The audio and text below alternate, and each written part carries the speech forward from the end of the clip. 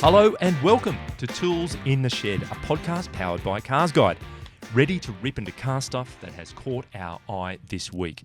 I'm James, and with me is Chesto. Hello, team. Who's ready to blow a gasket about a badge and what it's worth, or not. And Tom, Hey. who's been going from A to B with Nissan and emitting zero tailpipe emissions in the process. And we'll update you on the superest space genius in the history of the universe in this week's MuskWatch. So stay with us. But first of all, happily, we have had some feedback, which is always good news. Now, SC said the Mazda 3 running third on three wheels, ... Now, it took us, this felt a little cryptic. It took us a while, but we were talking about the new car sales race last podcast, and the Mazda 3 is in third position. So, okay, we get that bit. On three wheels, not so sure about that bit. So you might want to just update us on... Have you got it? I have an idea. There was a story circulating last week that the car was recalled. Where the wheel might fall off. Thank you very much. Yep. Solved. Got it. We actually did chat to Mazda about that one, and they said they don't refer to it as the wheels falling off. They call it a bolt torsion issue. That's it. Yeah, no, you can't talk the about wheels that. will fall off. Well, yeah, the bolt torsion issue is connected to this other issue. Okay, got it. Finally, the penny has dropped. Thank you. Now, SD said that he joined in the M4-led diesel conversation that we had last week, and thinks diesel was chugging along okay until Dieselgate, you know, the thing that affected the VW group in the main. So diesel's okay, it's cleanish, so he says.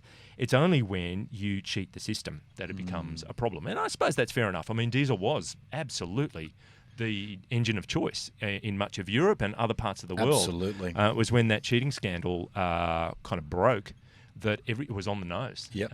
So that's a very good point. And made. It won't bounce back, JC. We'll be talking about Genesis a little later, but the director of that company globally, Manfred Fitzgerald, says that diesel's only problem is its PR problem. It actually has huge legs in the technology. It could exist for years to come, except the PR problems killed it.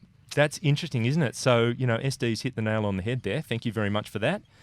Hammer Rock's prize winner from last week has chipped in again, and he's feeling Richard's on-again, off-again Tesla vibe, but with Toyota. Richard's sometimes a fan of Tesla, sometimes not. Is not. Okay. So Hammer Rocks is feeling that with Toyota. He's loving Toyota at the moment and says it feels like someone's taken the sake away from the designers and the brand has started making cars people actually like. Yes. Has Toyota found its mojo? Let's hope so. So I thought that was good feedback. Greg Wallace, not for the first time, letting us know he's not thrilled with the podcast's post time. You know, he's on the cans after Friday Arvo knockoff and focused on annoying the fish and chip lady around the corner. But happily, he's ready to watch over a coffee later. But so, you know, he knocks off, hits the cans hard, then goes to the fish and chip shop. In fairness, I've always argued we're best enjoyed after a few cans. Yeah, that's right. I think we have a very auspicious post Yeah, timing. that could be a good way to go. Yeah, think about it, Greg. Anyway, we've also had Jacob Matthew. He owns a Levorg. We were talking about the Subaru Levorg and its relative lack of popularity in this market. And he's surprised it's not more popular. Was thinking of an XV, but needed a boot big enough for a wheelchair.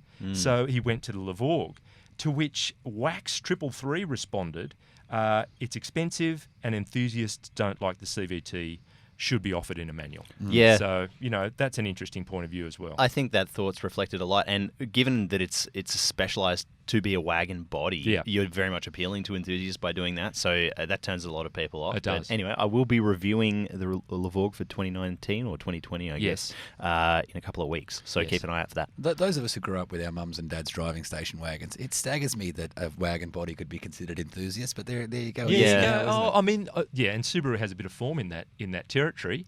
in that there were Liberty turbos and, absolutely. all that kind of stuff, high-performance wagons. I grew up in a Champagne Volvo 240 wagon. Champagne. Yeah. So it was an 850 or 840. Anyway, it was the later one. Yeah. Okay. One of my earliest and worst cars was a Mitsubishi Sigma station wagon with what I used to call the honeycomb option for the roof, which is that the lining had come off. So it was all just the honeycomb. And it used to fall on you like every time you went over. You pay a lot of money for Rolls Royce. Absolutely. For that now. Absolutely. Yeah. But probably don't breed that. It's only 50% asbestos. Was it the 2-litre or the big block? I think they had a 2.6 at one point. I think it was the 2.6. Hey, wow, fantastic. All right, now, Chesto, we'll stick with your good self. Yes. And we're going to bring back a segment we haven't touched on for a while. It's blowing a gasket. This is where, something has got on our collective wick. Yes. But you're going to voice it for us, I am Chesto. today. Let's hear what you've got to say. Well, it's not so much blowing a gasket as it is asking a question furiously, if you will. And Okay. and that is badge credibility or badge value. Yes. How do we value this, right? Yep. And this came to me the other day because I was writing something about the BMW Z4 v the Toyota Supra. Yep. And so now we know a little bit more about those two cars. We know that the Supra, of course, was largely built by BMW with a BMW engine, gearbox, drivetrain, etc., and that its power outputs match that of the top spec M40i Z4. All right. So you're looking at 250 kilowatts, 500 newton meters, whether you've got a Toyota badge or a BMW badge. Gotcha. Now, the big difference between those two cars, of course, is the price. So the Supra, top spec Supra, is 93,000-ish drive away in Australia. Z4 M40i, about 125,000 or 126,000 plus on roads in Australia. Yep. So you are essentially buying the same car, the same engineering, same engine, same gearbox, same performance. Yep.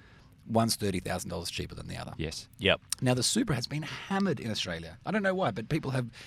I can't remember a launch of a car that's been quite as controversial as the Supra in my recent memory.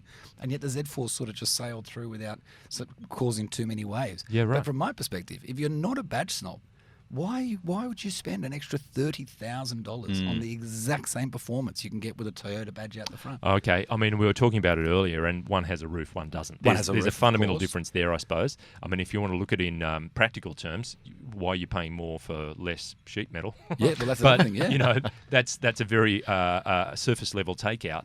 But, yeah, it does speak to that, doesn't it?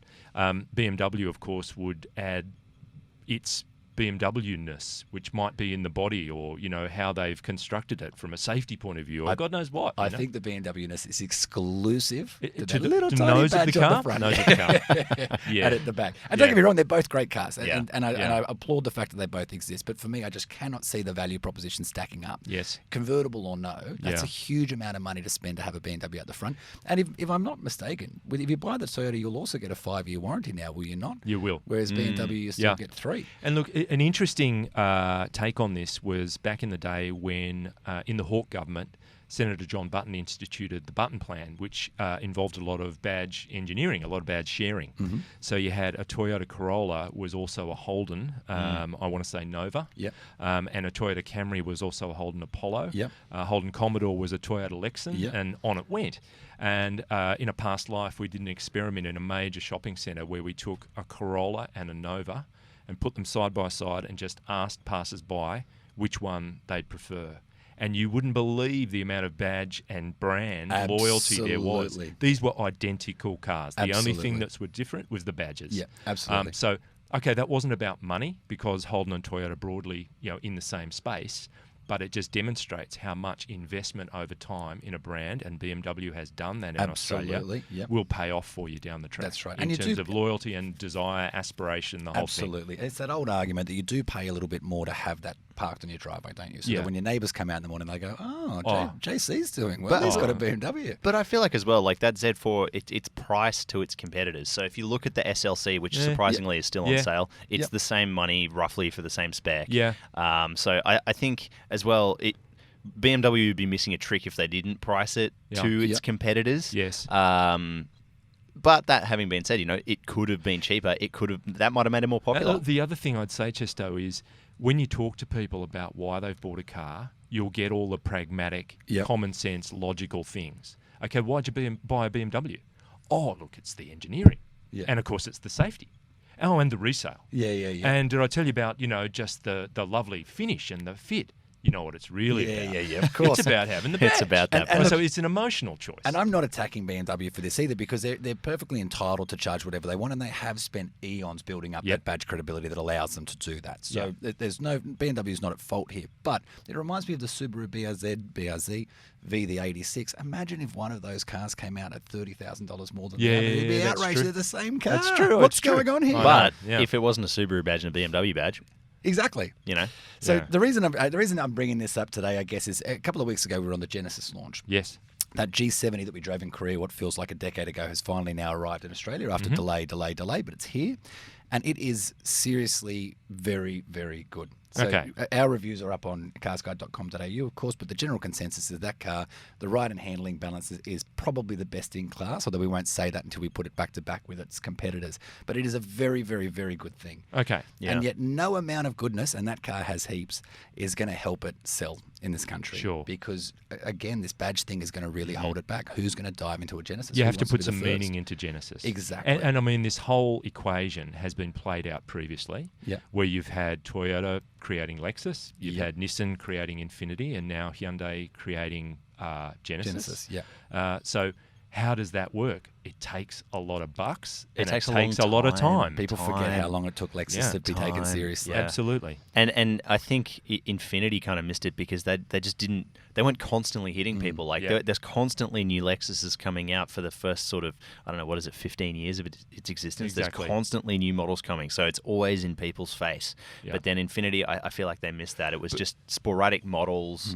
Not quite right for certain market segments. Well, there's also the global picture, and then how is it done locally? Yeah. In that, in Australia, Toyota has very deep pockets, and they are able to invest in things, and they do look to the longer term, and they are a long-term company. Nissan, I remember when Infiniti first lobbed with the Q45 back in the 90s. Just thought they were going to ride on the wake of Lexus. Like, Lexus has broken all this ice. Yeah. Easy. Now people will be more accepting of a premium Japanese luxury car. Doesn't work that way at all. Yeah. No, You've got to create some distinct benefit and personality around your brand. Absolutely. To attract people.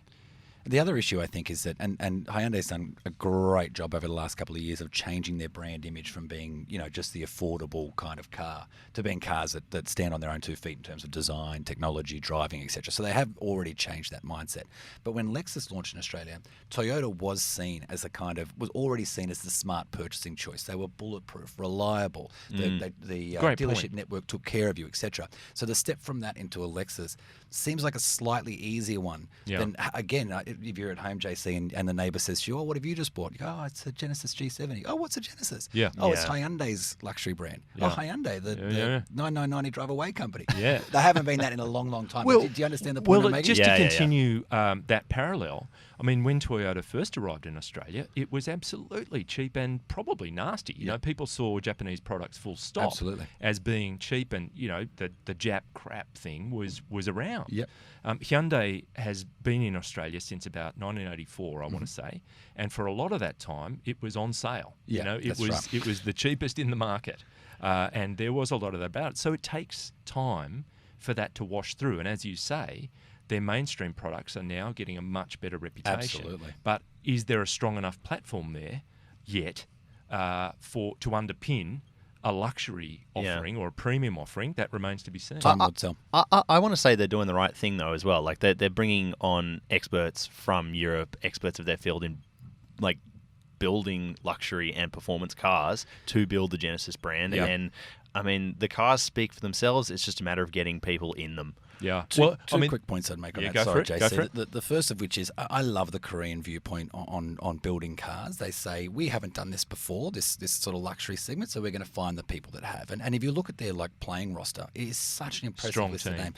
Manfred, who's the boss of the company, from Lamborghini, Luke from Bentley and Audi. You've got Albert Bierman, who was basically headed up the M division for something like 25 years. These are people that know their way around performance performance cars know their way around premium cars, and they've just shipped them straight in and said, "Get to work." You got Schreier, and from a design point of view as well. Yeah. So I mean, what an incredible way to get started. To say, we rather than start from scratch, we're going to take your combined decades of experience and get stuck into this.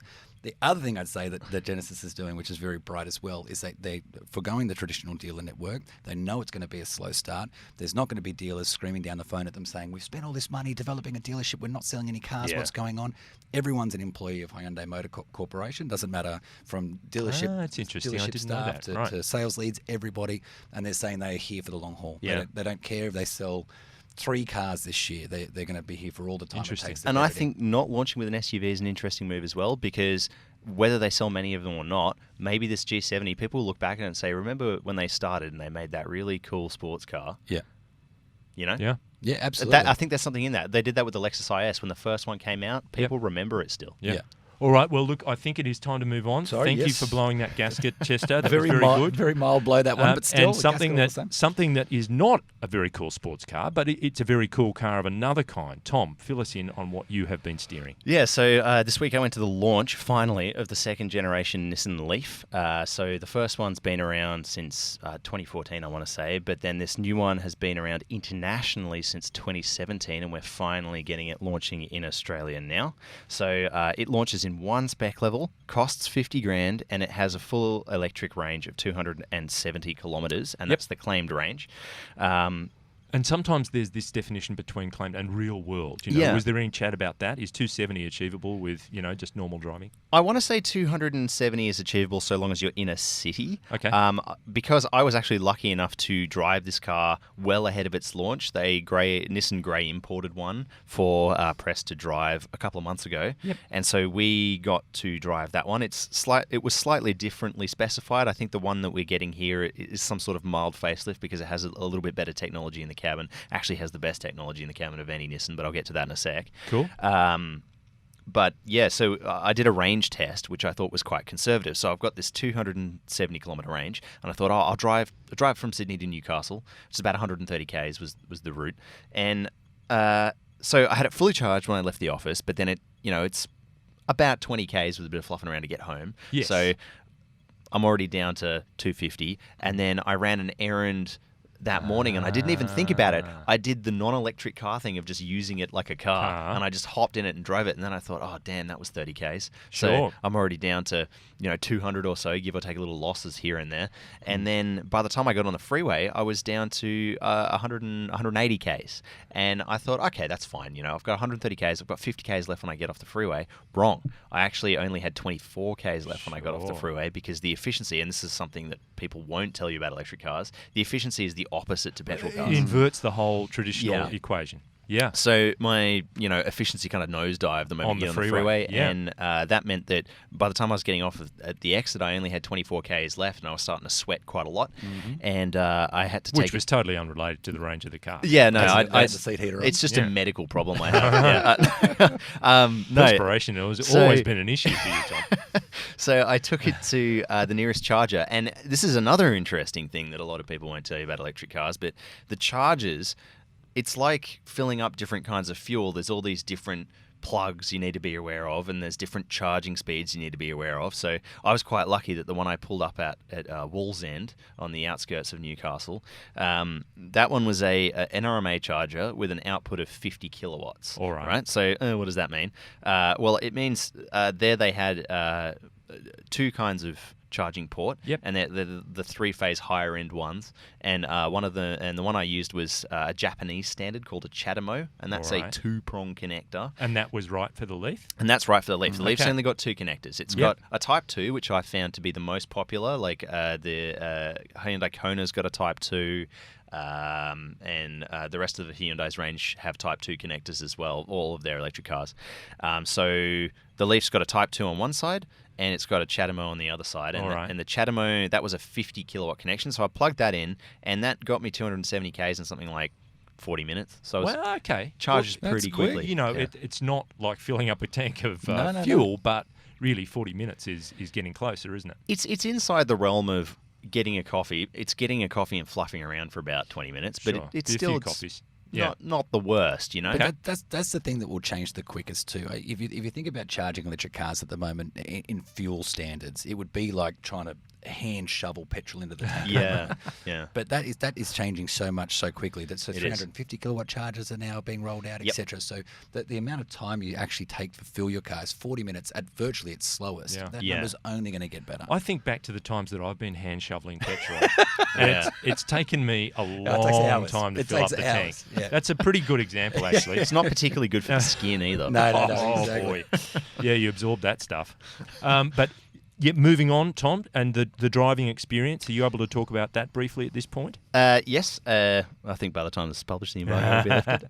But no. So the driving experience is actually really nice inside the Leaf. They've really well specified this car. It's luxurious. Wow. So the seats are, as I said, only one spec level, but they try and kind of reclaim a little bit of that 50 grand that you've just sunk by giving you really nice plush And this one leather is seats. more of a normal car, isn't it? It is. Presents as a more conventional car as opposed to the earlier Leaf looking just a little bit odd. It was a little bit zany, and you can say that about a lot of electric cars, but the new Leaf, if someone told you it was the current gen Pulsar, it wouldn't be too much of a stretch. Yeah, that's true. And so then the flip side of that is, does it stand up to the scrutiny of, well, is this a premium car? You know, if they've started to fit it out very nicely, but it looks a bit kind of, you know. Yeah. Look, it's still a Nissan. It's not a premium product in that sense, but it drives really well, and it's so well fitted out. It has the full safety suite. You get everything. Yeah, great. You get a brand new 8-inch multimedia touchscreen, which is one of the new features that's launching with this car, which has all the connectivity. So it's the first Nissan in Australia to get Apple CarPlay and Android Auto, and it's got the 360-degree parking suite. So it's kind of got everything. It's also got heated seats and a heated steering wheel. And there was actually something interesting in that they said in the presentation. So they were thinking, why do they give us what seems like a waste of electricity with these heated seats? And they're like, well, actually, we found that it's more efficient power-wise to heat you up using the seat than it is if you just blast the aircon. So the rear seats are heated as well, which is impressive. Rear seats are heated, It has a lot of, it is actually, it's really cool. It's really nice to drive. You could live with it realistically if you live in a city. Yep. Intercity drives, I don't think it's quite there yet. You need something with a bit more range just to be safe. So I think you really need a Tesla with, those kind of 400 plus K ranges, or Hyundai's Kona, which has, interestingly, I tested the Hyundai Kona as well, and they actually underestimate their range. So when I tested it, it is a 60 grand car, but when I tested it, they claimed 449 kilometres of electric range, but by the time I was done with it, I would have reached 453.9 kilometres, so almost 10Ks more than extraordinary skills. You've just hyper not miling an electric car. That's incredible. Well, I think it's less to do with that and more to do with, they've actually really conservatively pitched their range target, and if you drive it around in a city, you actually get more than that.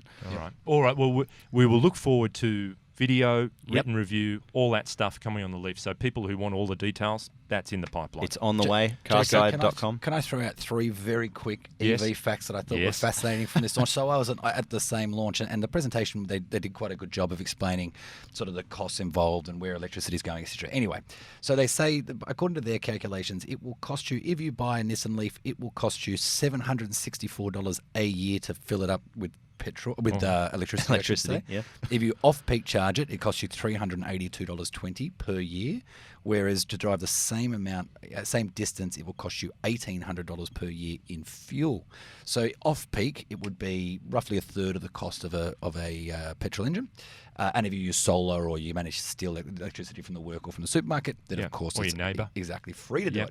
However, even at a third or half the price of $1,800, man, oh man, that takes a long time to catch up to 50 grand. Doesn't it? It's a lot of driving. Anyway, there you go. Well, there is one thing interesting with that as well. They say with that CHAdeMO Japanese standard port, you'll actually be able to power your house using the car, because it's the only electric vehicle in Australia that's actually able to feed power the other way. Back way. Okay. Yeah, so you'll need to wait about 12 months, because it needs to jump over some regulatory hurdles, and then you'll also need to buy a box. It's like a wall charger, but it's not as expensive because it doesn't have a battery in it. It's just something that facilitates that two-way circuit. And is Chanamo also a Pokemon character? Yes. Yes. Yeah. So Nissan actually caught it playing Pokemon Go and then use it as a charger. Right, charger. at that point, big product time. We are going to move to the garage. We're going to move to what's in our garage and what we've been driving this week. And I will kick it off. I will say that I had a steer of the Tickford Mustang. So this is a GT 5-litre V8 6-speed manual. It's actually an orange Fury, and the orange is quite furious. You're not going to miss the car. So to buy that from a Ford dealer before on-road cost is a bit over $66,000. So this 400 power pack adds a bit under 10 grand. So you're looking at about $76,000 for this car. It gets an ECU calibration, so it's been chipped. It's tuned, essentially. So 400 kilowatts, hence the name. And you're normally looking at 339 kilowatts. So that's 61 more of those kilowatt thingies, as well as a lot more newtons. So you've got 640 newton meters as opposed to 556. So all that power, you get some bigger wheel, 20-inch Tickford rims in satin black. It's lowered. It's got the MagnaRide adaptive suspension and decals and all that kind of stuff. And I've got to say, yes, it's very powerful. It does all the things that a Mustang does. The gearbox is terrific. I really love that manual gearbox in the Mustang. I didn't notice this mega power difference, I've got to say. Just in suburban driving, having a bit of a fang here and there, trying to experience the car as much as I could. What I did notice is the brakes, the initial bite of the brakes is ferocious, like a white pointer, you know. It's with blood in the water. Really gets you, need a little more work, I think, to refine the braking.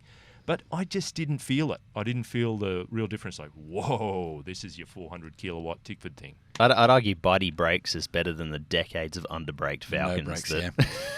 Good point. All right. Well, do you feel like it's an issue getting the power into the ground? Is that the problem? Do you feel like it's... Well, I didn't... Look, we didn't go to the race circuit with it. Didn't really put it to that kind of level, so that's a fair point. Yeah. There may be something lurking there that I haven't necessarily explored. Yeah. Well, because I found that issue with HSVs of years gone by when local manufacturing was coming to an end and HSV just kept pumping out these ridiculously powered beasts, 11 billion kilowatts. And you would drive it, and there's seemingly no way that you could actually extract that power from it. The car just couldn't handle, couldn't compute that much. It's a fair grunt. point. I suppose all I'm talking about is getting in the car and just feeling the vibe. You know, okay, this is the Tickford 400. I see what you mean. Yeah. Does it immediately in the driving feel like it's a much more powerful kind of force of nature? Yeah. And you just don't get that. The answer is no. I didn't anyway. But we will move on. Tom, you've just been, all over this electric bizzo. Yeah, I'm Mr. Electric right now. And now it's an Ioniq Hyundai. Yes. Tell us quickly about your drive in that car. So the Ioniq, they sell it in 3 spec levels, 2 of which I've driven, and I'm about to drive the last one in a couple of weeks. So the 2 I've driven so far, back to back, are the hybrid and the plug-in. And I'm actually really glad that I got to drive the plug-in back to back with the hybrid because... when I first got in the plug-in, I thought, I don't know, I feel like this is a bit of a unnecessary lost evolutionary link between the hybrid and the full electric. And I thought, is this for anyone really? But then after spending a week in it, I've really come around on it. Yeah. I really like it. I really like the fact that, so you can get, they claim about 60 Ks of full electric range with the plug-in.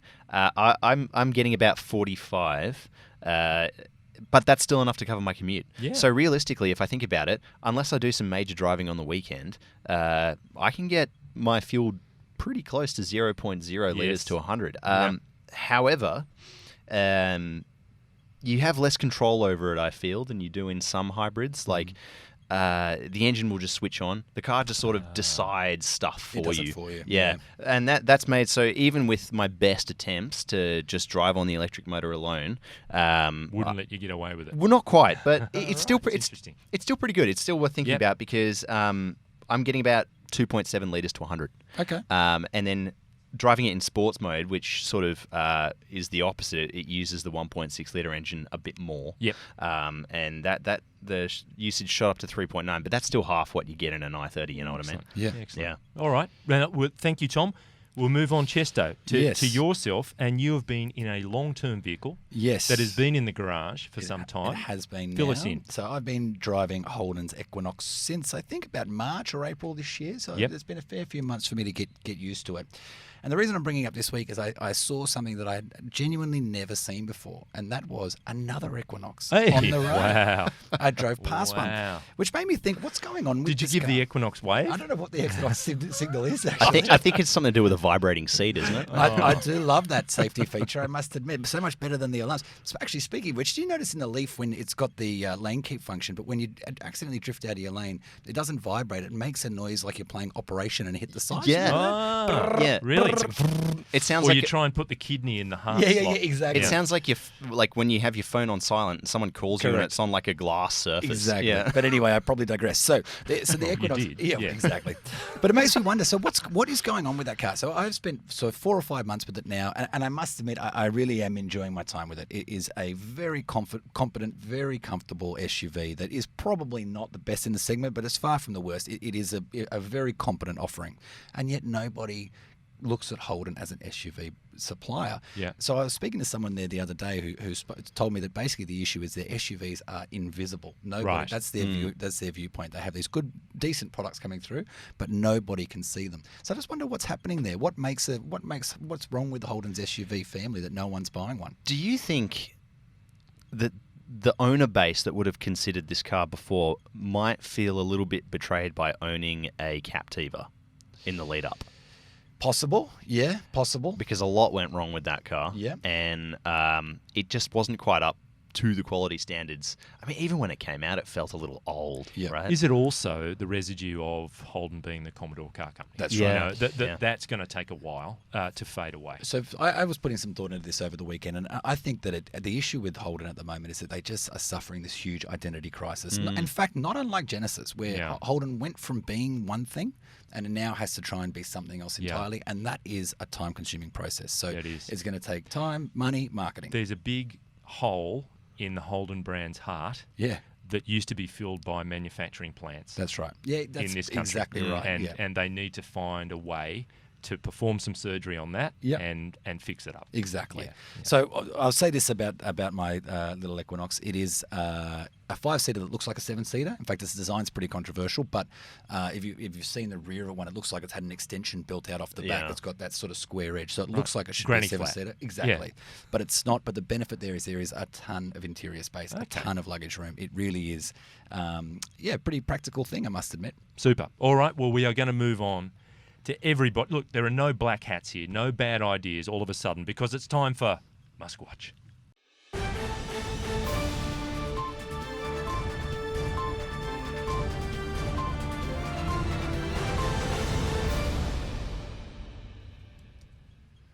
Brilliant. So, first of all, we should mention that Tesla, in terms of Autopilot, the information, we'll give a hat tip to them, have reported that key people working on the Autopilot system have left the Tesla building. So there's been a procession of people leaving the Autopilot team. CEO Elon Musk was allegedly unhappy with progress in developing fully automated driving tech. He was also said to be upset that team members have told him they can't meet the timelines he has set. Right. So, of course, you deal with that problem by firing the people That's that right. tell you Yes. that you can't meet their timeline. That'll speed the process up. Also, so 11 software team members, and that's close to 10% of the group. Some of them quite long-term team members have departed. The department in the past few months, and that's according to multiple people who have knowledge of the situation. Several of the remaining managers are now working directly with Mr. Musk. All right. The So hands-on approach. you might remember that in May he injected himself into the play, fired the group's leader, and said, "Okay, now I'm in charge." Yeah. Right. So he's of course the best person to be looking after that because that's absolutely his expertise. Yeah. Absolutely. He can do everything. He can do everything. Talented and he can fly. Right. And well, of course there's that. Moving on to the fact that you start to think about all of the new product that's going to be coming out of Tesla when you go through Model Y, the pickup, the Prime Mover, the Roadster, whatever else might be there. Well, what about the Model S? It's been in market since 2012, in America anyway, and the Model X even. I think it was 2016, something like that. No refresh. No. There's no refresh. So on Monday, Musk said Tesla is planning a series of minor ongoing changes for its Model S and Model X, but not a major refresh, because he'd been asked on Twitter, so what's happening with the updated Model S? That was a fair question. And so the S arrived in mid-2012, the X in mid-2016. There's no refresh Model X or Model S coming, blah, blah, blah, blah. And then someone else asked, interior revamp? One-word answer, no. No. So, no, nothing happening there. So the interesting thing is, some are seeing it as very dated. Okay, others not. Yeah. You look at some of the commentary on, is it still a good-looking car? I'd say it is. Yeah. I think it's held its looks really well, because it didn't try so hard. Didn't try too hard in the beginning. So that's right. That defends against aging. And also, part of its USP has always been the updatableness. That's right. Of these cars. Okay, it's just an over-the-air update to your software, and you'll have the latest thing. So it's a different situation. People are expecting something new. It's very much like a phone, but.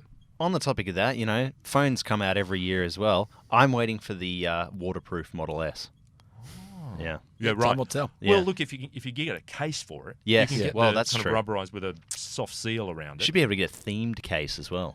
You can be playing James Bond in his Lotus Esprit. But I have a theory that Tesla basically can focus on one thing and one thing at a time. That's it. So at the moment it's Model 3. And if you look at, did you see their sales in June, it must have been, had the biggest month they've ever had. Yeah. And the biggest quarter. And Model 3 outsold Model S and Model X combined globally. Yeah. So Model 3 is 100% of the focus at the moment. Yeah.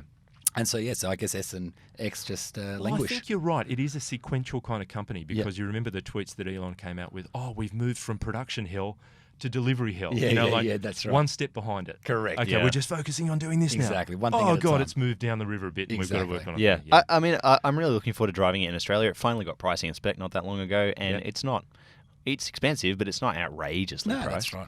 Now, also on the Twitters, a person, Kelly Vaughan, has atted Elon and said, could you add an I'm feeling lucky destination feature to the Tesla? They call that Autopilot, don't they? Take the driver on a fun surprise adventure. Yeah. Okay. So next day, Elon came back and said, would be cool if you could, take a random fun place travelled by other Tesla owners in the area. Yeah. And then that same day, he said, done. I'm feeling lucky and I'm feeling hungry navigation buttons coming with next software update. All I could think of was the software engineers that he's just said, okay, I want this by Monday. Get on it. I've just gone, what? They've been watching the Twitter just going on. And Electrek, hat tip to them, covered the story, and some of the commenters on the story were classic. Cronin said, why does it keep bringing me to the strip club? Well, this is what I'm thinking. I can't wait for it in Sydney just to take you to the nearest VIP room. That's right. Yeah. Devon Serpa said, not if this becomes promoted content. First time I'd have to say no to Tesla. And another guy said, yeah, sure, and definitely sell location-based ads to go with that, and then sell the personal location data with privacy masking, of course. Yeah. That would add more revenue funding for the mission. Which I thought was a really good comment. I'm feeling lucky button brought to you by McDonald's drive-thru. I know, that's right. I know. It's fraught. It's fraught, but it's or happening. stilettos for that matter. It's a classic ready, fire, aim. Exactly. Done. We're going to do it. Exactly. So the share price has been flat as a pancake. Last week it was $230 just over. So it's down from $234. So, there's $4 in it. So all of the various buzz that's been around the brand lately, it's started to kind of flatten off. Yep. We'll see where it goes. Flat as a pancake right now. And I think with that, we have reached the finish line. Thank you, Chesto. Thank you. And thank you, Tom. Thank you. And thanks, as always, to our producer, our production whiz, Mr. Pritchard, for his outstanding work. Mr. Pritchard. Please get involved and let us know what you think. Search for CarsGuide on Facebook and Instagram using the hashtag CGPodcast, or email us at comments@carsguide.com.au. If you're a listener, remember you can also watch on YouTube. Adds a bit of colour and movement. You might enjoy it. If you're enjoying the podcast, tell others about the tools, please. Until next week, An elderly man was stopped by the police around 2 a.m. and asked where he was going at that time of night. The man replied, "I'm on my way to a lecture focusing on alcohol abuse and the effect it has on the human body." The officer then asked, "Really? Who's going to give a lecture at this time of night?" The man said, "That would be my wife." Good on you. Thanks, everyone.